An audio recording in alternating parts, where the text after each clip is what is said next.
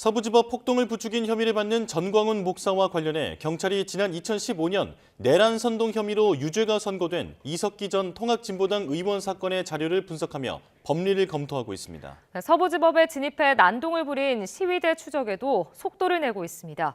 경찰 수사 상황 임혜진 기자가 전해드립니다.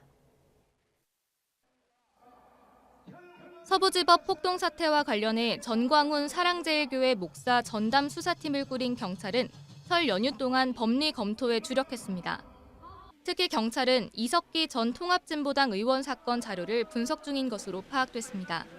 지난 2015년 대법원은 내란 선동 혐의로 재판에 넘겨진 이 전 의원에게 징역 9년을 선고했습니다.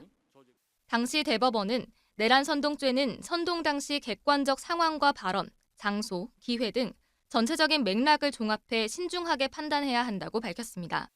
다만 시기와 장소, 대상, 방식, 역할 분담 등 내란 실행 행위의 주요 내용이 선동 단계에서 구체적으로 제시돼야 하는 것은 아니고 선동 당하는 사람이 실행 행위를 할 개연성이 있다고 인정돼야만 위험성이 있다고 볼 수 있는 건 아니라고 적시했습니다.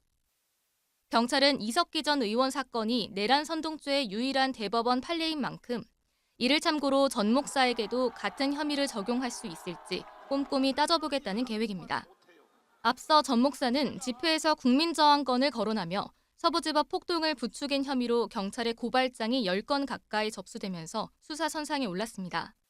경찰은 이와 함께 서부지법 폭동 중계 영상을 뒤늦게 지운 유튜버들에 대해서도 유튜브를 운영하는 구글의 협조를 받아 신원을 확인하는 등 수사할 방침이라고 밝혔습니다. 경찰 수사의 또 다른 한 축인 대통령 경호처 지휘부에 대한 수사는 연휴 기간 제자리에 머물렀습니다. 경찰이 지난 24일 김성훈 경호처 차장과 이광우 경호본부장에 대한 사전 구속영장을 신청했지만 아직 검찰의 영장 청구 여부가 결정되지 않았습니다. YTN 임혜진입니다.